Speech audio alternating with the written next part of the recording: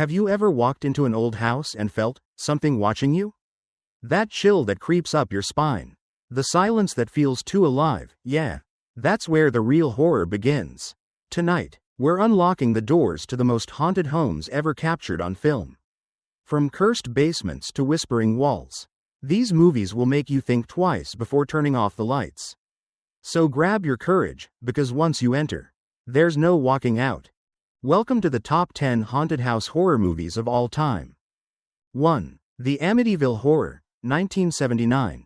A family's dream home becomes their worst nightmare when a demonic presence awakens within its walls. Have you ever walked into a house and felt watched? Not by someone you can see, but by the walls themselves, as if they're breathing, waiting, listening. That's the feeling the Amityville Horror plants deep inside you. A fear that crawls under your skin and whispers, "You're not alone." The story begins with the Lutz family, ordinary people chasing an ordinary dream, a home to call their own. The price is too good to be true, but they take it anyway. Big mistake, because behind that beautiful Dutch colonial facade lies a secret soaked in blood. Just a year earlier, 6 people were murdered there, all by one of their own. The walls still remember. At first, it's nothing more than flickering lights and cold air. Then come the flies, the strange odors, the voices calling out in the night. You can almost hear them, can't you? A whisper that seems to come from nowhere or everywhere. And slowly, the house starts to feed. It feeds on fear. It feeds on anger. It feeds on him. George Lutz, once a loving husband, begins to change. His eyes go hollow. His voice hardens. And every creak in the floorboards drives him closer to madness. The house isn't just haunted, it's hungry. Watching him descend is like watching a candle burn from both ends, slow, mesmerizing, inevitable. What makes the Amityville Horror unforgettable isn't the blood or the screams. It's the illusion of safety being stripped away. The warmth of home turns to frost. The laughter of children becomes echoing cries. And in the silence between each sound, your imagination does the rest. By the time the Lutz family runs into the storm, desperate, broken, leaving everything behind, you feel it too. That need to escape, that primal, breathless fear that maybe, just maybe, some houses don't want you to leave. And when the screen fades to black, you're left with one thought. If you heard a whisper in the dark saying your name, would you answer? Because in the Amityville Horror, the house doesn't just remember its victims. It waits for new ones. And maybe, just maybe, it's waiting for you. 2. The Haunting, 1963. A group of strangers enters a cursed mansion to study the supernatural. But the house has plans of its own. Have you ever been inside a place that felt wrong the moment you stepped through the door? Not because of what you see, but because of what you feel, that heavy, invisible gaze pressing down from the walls. That's Hill House, and once you enter, it never truly lets you go. The Haunting, 1963, isn't your typical ghost story. It doesn't rely on blood, monsters, or cheap scares. Its terror is quieter, more intimate. It creeps into your mind and stays there, whispering doubts until you're not sure if the evil lives in the house, or in you. The story follows Eleanor, a fragile woman desperate to belong somewhere. When she joins a paranormal study at the legendary Hill House, she believes she's finally found purpose. But the house, ancient, decaying, almost alive, senses her loneliness. It calls to her, it welcomes her, and the deeper she explores its twisting corridors, the more the line between her thoughts and its whispers begins to blur. You can almost hear it, the faint knocking behind the walls, the cold breath across her neck, the voice that murmurs her name in the dark. Eleanor tells herself it's just her imagination, but Hill House knows better. It feeds on weakness, on fear, on the ache of a soul desperate to be seen. Director Robert Wise crafted something truly sinister, a haunting built from silence and shadows. There are no ghosts in plain sight, no CGI phantoms to scream at.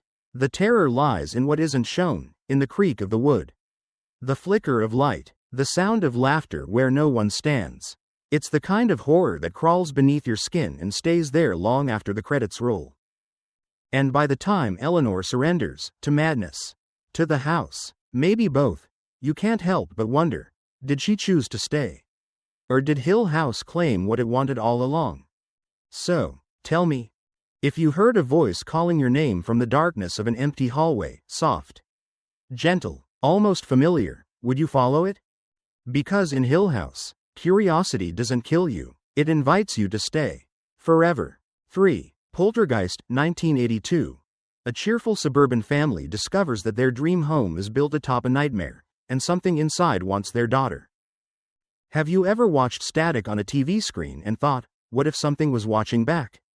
That's how it begins, with the flicker of white noise and a tiny voice calling. They're here. From that moment, Poltergeist drags you out of your comfort zone and straight into the kind of fear that feels almost too real to be fiction.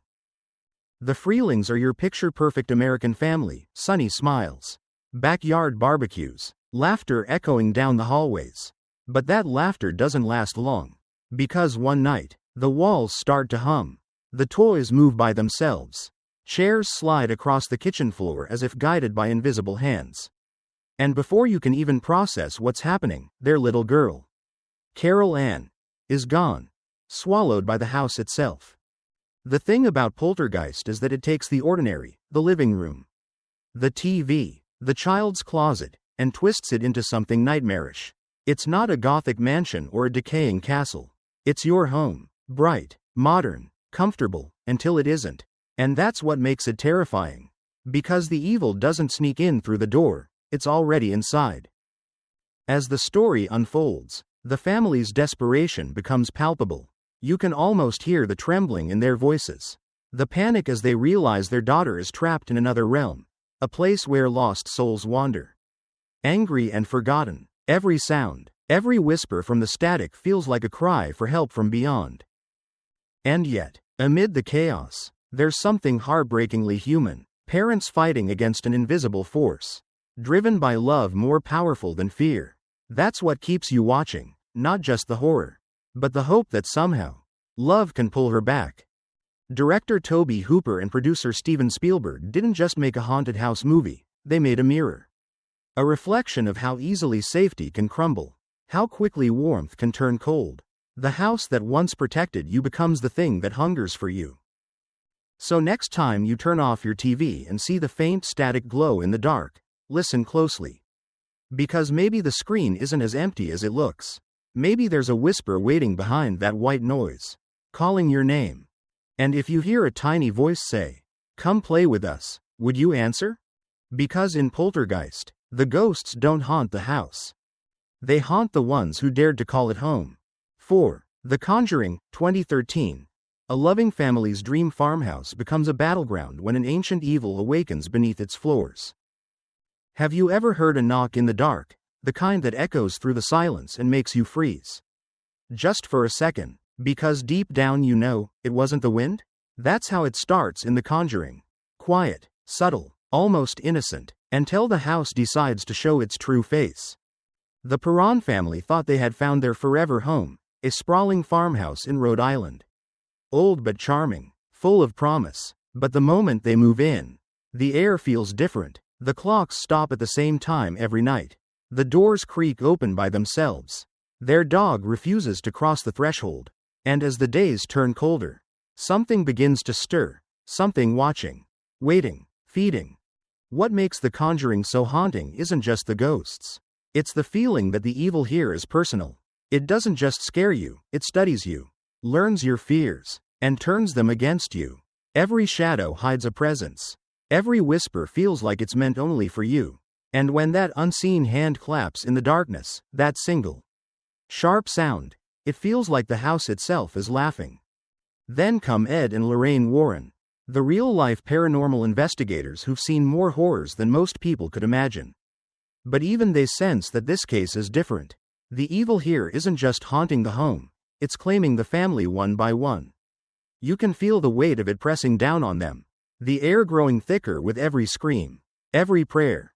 Director James Wan crafts terror not with gore, but with silence. The camera lingers just long enough to make you lean forward, waiting for something to happen, and when it does, it hits like ice in your veins. You don't just watch the haunting, you feel trapped inside it.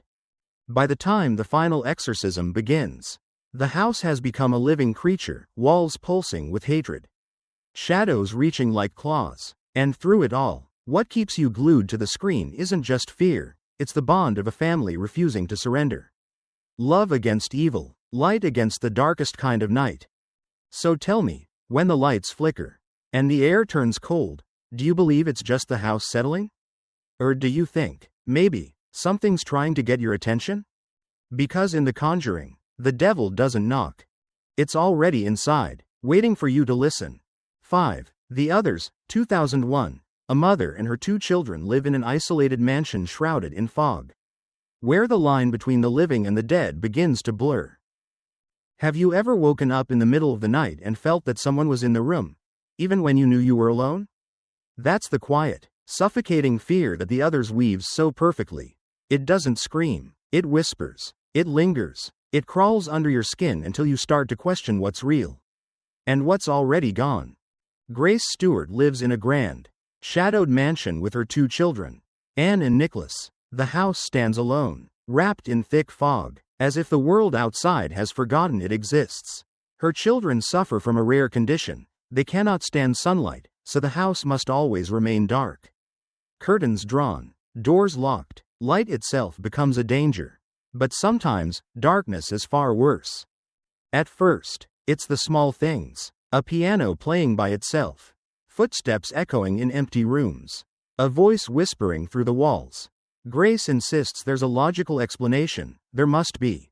But deep down, she feels it, the presence, watching, listening, waiting. What makes The Others so masterful isn't loud terror, it's stillness. Every breath, every pause, every flicker of candlelight feels like it's hiding something. The mansion becomes a living entity, suffocating, endless, full of secrets too old to name. And as Grace clings to her faith, her sanity begins to fray, piece by piece. Nicole Kidman's performance turns fear into poetry. You can see the exhaustion in her eyes, a mother trying to protect her children from both the world and the whispers that lurk behind their doors.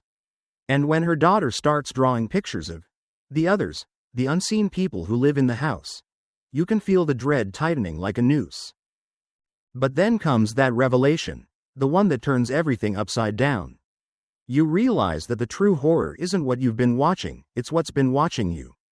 The story folds in on itself like a ghostly breath, and suddenly, everything makes sense, every shadow, every silence, every tear. The Others doesn't just scare you, it haunts you long after it's over. It reminds you that ghosts aren't always strangers. Sometimes, they're the ones who can't accept they're gone. So tell me, when you feel that cold shiver down your neck in the dark, do you still believe you're alone? Because in The Others, the living and the dead share the same space, they just haven't realized it yet. 6. House on Haunted Hill, 1959. 5 strangers are invited to spend a night in a mansion where death lingers, and the walls remember every scream. Have you ever been dared to stay somewhere haunted? Maybe you laughed, maybe you said yes, thinking it was just a game. But what if the game was real? What if the prize was your survival? That's the twisted invitation waiting in House on Haunted Hill. A millionaire named Frederick Lauren throws a peculiar party, a night inside the most haunted house in the city. The rules are simple, survive until morning, and you win $10,000. Sounds easy, right? But the moment the iron doors slam shut, you can feel it, that shift in the air, like the house itself just took a deep breath. From that moment, there's no going back. The guests are strangers to one another, a pilot, a secretary, a psychiatrist, a gambler, each with their own secrets, their own fears. But the real host isn't Lauren. It's the house. Cold stone walls, long corridors that seem to twist when you're not looking, and that lingering scent of decay that feels almost alive. At first, it's just strange noises, a whisper down the hall, a faint laugh echoing where no one stands. But then, the house begins to play. Coffins appear for each guest, as if mocking their fate. Blood drips from the ceiling. A woman's scream slices through the dark, sharp, desperate, and too real to ignore. Vincent Price, with his iconic smirk and honey's smooth menace, turns the night into a dance between charm and terror. You never quite know whether he's the villain or the only sane man left. Every word feels like a riddle, every look like a warning. And as paranoia grows, so does the question: is the house really haunted? Or is someone inside pulling the strings? That's the beauty of House on Haunted Hill. It toys with your mind. The fear doesn't come from what you see, but from what your imagination fills in. The shadows move when you blink. The silence stretches until it feels like it might crack. You start to question everyone, even yourself. And when morning finally breaks, not everyone makes it out. The survivors stumble into the sunlight, shaken, unsure what was real, but you can't help but wonder, did the house let them go, or did it simply lose interest? So tell me, if you were offered a fortune to spend one night in that house, would you take it? Just remember, in House on Haunted Hill, the ghosts don't want your money. They want your company, forever. 7. The Shining, 1980. A struggling writer takes a winter caretaker job at a remote hotel, only to discover that isolation isn't the scariest thing waiting inside. Have you ever been somewhere so quiet, so empty, that your own thoughts started to sound like whispers? That's the silence of the Overlook Hotel. It doesn't just echo, it listens. It watches. It waits. And once you step inside, it never really lets you leave. Jack Torrance thought he was just taking a job, 6 months alone with his wife Wendy and young son Danny. Caretaking a luxurious mountain hotel through the brutal Colorado winter. A chance to write, to think, to start over. But the Overlook had other plans. Because some places aren't just haunted, they're hungry. At first, everything feels normal. Empty halls, endless snow, a grand ballroom frozen in time. But soon, the walls begin to hum with memory. The elevator bleeds. The mirrors reflect things that shouldn't be there. And the long, lonely corridors twist like the mind of the man walking through them. Jack starts to change. The hotel whispers to him, softly at first, then louder, until it drowns out his sanity. You can see it in his eyes, that flicker of madness. The grin that lingers too long. He isn't alone anymore. The ghosts of the Overlook, elegant, polite, utterly insane, welcome him like an old friend. They tell him he's always been there. Meanwhile, little Danny, with his strange psychic gift, the Shining, can see what others can't. The woman in room 237. The twins in the hallway. The river of red pouring from the elevator doors. He knows the hotel is alive, feeding off fear, twisting his father into something unrecognizable. But who would believe a child? What makes The Shining so haunting isn't the blood or the ghosts. It's the descent, slow, methodical, inevitable, watching a man lose himself. Watching a family unravel in a place that feels both infinite and claustrophobic. Stanley Kubrick doesn't just show horror, he builds it, brick by brick, until you're trapped right there with them. By the time Jack's axe smashes through the door, the Overlook has claimed him completely. The hotel doesn't kill, it collects. And in that frozen maze, under the howling wind, it wins again. So, tell me, if a place could remember every life, every sin, every scream, would you dare to stay there alone? Because in The Shining, the walls don't forget. And neither will you. 8. Insidious, 2010. When a young boy slips into a mysterious coma.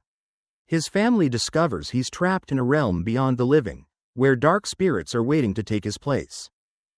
Have you ever woken up from a dream so real that, for a moment, you weren't sure which world you were in? That's where Insidious begins, between sleep and death. Where the walls between worlds are paper thin and something on the other side is listening. Josh and Renee Lambert just wanted peace. A new home. A place to raise their 3 children. Far away from the chaos of life. But peace never came. Because sometimes, it's not the house that's haunted, it's you. Their son, Dalton, drifts into a deep sleep one night, but he doesn't wake up. Doctors can't explain it. His body is alive, but his spirit is gone. And soon, the house begins to change. Whispers in empty rooms. Shadows that move where no one stands. Doors creaking open, revealing only darkness. At first, it feels like grief playing tricks on them. But when Renee starts seeing faces, pale, grinning faces, lurking behind the curtains, she realizes something is terribly wrong. The air grows colder, the silence thickens, and somewhere in the dark, Something scratches, trying to get in. Then comes the truth. Dalton isn't sleeping. He's astral projecting, wandering too far into a place called the Further. It's a realm of lost souls, of restless spirits desperate to return to the world of the living. And one of them, a red-faced demon with fire for eyes, wants Dalton's body as its own. That's when the real horror begins. The family calls in paranormal experts, but even they tremble at what they find. The walls between life and death have cracked open, and the things crawling through aren't just ghosts, they're hunters. Every flicker of the lantern, every breath of wind carries a whisper from the Further, begging to be heard. Director James Wan turns fear into a slow, suffocating rhythm, the kind that makes you hold your breath without realizing it. The scares don't just come from what's shown, but from what you feel lingering just outside the frame. By the time Josh enters the Further to bring his son back, the line between father and ghost, life and nightmare, is gone. You can almost smell the cold, hear the heartbeat in the silence. And when he finally finds Dalton, and something else follows him home, you realize the real horror has only just begun. So tell me, when you dream tonight, will you wake up in your bed, or somewhere darker? Because in Insidious, it's not about crossing into the other side. It's about finding your way back. 9. The Innocents, 1961. A young governess takes a job in a grand English mansion, only to discover that the children under her care, and the house itself, harbor sinister secrets from beyond the grave. Have you ever stared into a child's eyes and felt something off? Something that doesn't belong there, too knowing, too quiet, as if another soul is peering through? That's where The Innocents begins, in the silence between innocence and evil. Miss Giddens, a gentle young governess, accepts a position caring for 2 orphaned children, Flora and Miles, in a sprawling English estate called Bly. The mansion is breathtaking, endless gardens, echoing halls, and a lake that shimmers under the moonlight. But beauty, as she soon learns, can hide decay. From the very first night, the air feels wrong. Whispers flutter through the corridors like dying breaths. Children laugh in empty rooms. Footsteps follow her down candlelit halls, only to fade when she turns. It's not loud, not violent, but quiet. Too quiet. The kind of quiet that sinks under your skin and stays there. Flora hums songs she shouldn't know. Miles gazes out the window, smiling at something, or someone, no one else can see. And then Miss Giddens starts seeing them too. A man in black, staring through the window. A woman in white, standing by the lake. Both long dead, both once servants of the house. But the question that haunts her isn't whether ghosts are real, it's whether the children see them too. Because if they do, then they're not the innocent little angels she thought they were. And maybe they're part of something darker. The horror of The Innocents isn't about jump scares or blood, it's the slow unraveling of sanity. The way doubt creeps into your mind until you can't tell what's real anymore. Are the ghosts truly there? Or are they born from Miss Giddens's fears and desires? Is she protecting the children, or destroying them? Every flickering candle, every rustle of fabric feels like a warning. The mansion becomes a prison, and her thoughts the jailer. You can almost hear the ghosts breathing behind her, waiting for her to believe just enough to let them in. By the end, as dawn breaks over Bly, innocence itself feels like the cruelest illusion. Maybe the ghosts were real, or maybe the real haunting was inside her all along. So tell me, if you heard a child laughing in an empty hallway tonight, would you go check? Or would you turn off the light and pretend you didn't hear a thing? 10. The Changeling, 1980, after losing his wife and daughter in a tragic accident.